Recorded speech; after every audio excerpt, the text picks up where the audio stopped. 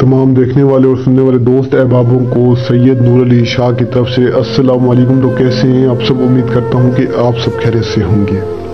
तो नाज़रीन, आज आपकी खिदमत में बहुत ही आसान नक्श लाया हूं। एक ऐसा नक्श कि जिसे आप अपनी मनी से लिखेंगे तो फौरन आपके सामने परी हाजिर हो जाएगी। ऐसी परी जो दुनिया की हर चीज, दुनिया की हर ताकत ला के आपको देगी।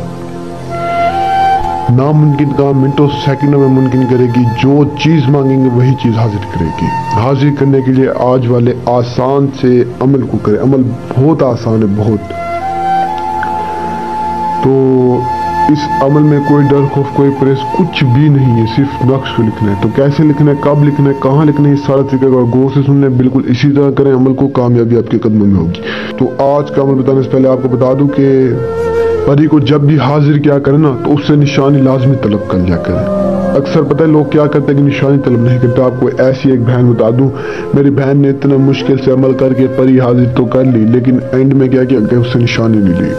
परी उनके सामने हाजिर हुई, मुझे फ़ोन करके बताने लगी सर परी हाजिर हुई। मैंने उससे बात की, मैंने उससे काम बताया, तो काम वो करके आ गई। उसके बाद वो जो है ना गायब हो गई, नजर ही भी नहीं आई। तो मैंने कहा तूने उससे निशानी ली थी? कह रही कि नहीं शास। मैंने कहा तेरी गलती है, तो पहले उससे निशानी लेती, बाद में उस परी को काम बोलती। आपको बता दूं कि जब आपके सामने परी हाजिर हो ना, सबसे पहले आप उस परी से निशानी तलब क्या करें, उसके बाद उसे रुखसत क्या करें। ऐसे रुखसत कभी भी ना करें, अमल ज़ाया हो जाएगा और तो कुछ नहीं है, आपकी सारी मेहनत ज़ाया हो जाएगी। तो उस बहन की सारी मेहनत ज़ाया होगी। इतने मुश्किल से उसने अमल किया, बता दी थी, तो कहने लगी शाह जब अमल करके मुकम्मल किया तो फिर जो है ना सारा कुछ ही ज़ाया हो गया। तो सार ज़रा ऐसे ही होगा अगर आप निशानी नहीं तलब करेंगे। तो इसीलिए कहता हूँ गौर से सुन लिया करें, समझ लिया करें, ताकि आप लोग कोई गलती ना करें। ये छोटी मोटी चीज़ें नहीं है, बहुत कीमती चीज़ें हैं, इंसान की ज़िंदगी को बदल के रख देती हैं। तो अमल जो भी क्या करें, सोच समझ के अच्छी तरह से सुना करें, फिर क्या करें, और जो है ना अमल को खुद क्या करें। काफ़ी सारे बहन भाई मेरे पास आते हैं जो कहते हैं कि ससुर हमें आप अमल करके दें। तो मैं आपको बता दूं कि मैं सिर्फ मजबूर बहन भाइयों के लिए अमल करता हूं, जो बेचारे कर नहीं सकते, जो डरते हैं, जिनके पास टाइम नहीं होता, जगह नहीं होती, उन बहन भाइयों के लिए करता हूं। तो आप लोग कोशिश क्या करें कि अमल खुद क्या करें। बाकी जो नहीं कर सकते मैं उनकी खिदमत में हाजिर हूँ, लेकिन आप लोग से ये गुजारिश है कि किसी भी झूठे अमल के पास आप ना जाएं। जिसके पास जाएंगे सिर्फ और सिर्फ आपको लूटेंगे और कुछ भी नहीं करेंगे। लूटने के लिए बैठे हुए और ये आपका काम कभी भी नहीं करेंगे। जितने भी आमिल बैठे हैं सारे आपको लूटने के लिए बैठे हुए हैं।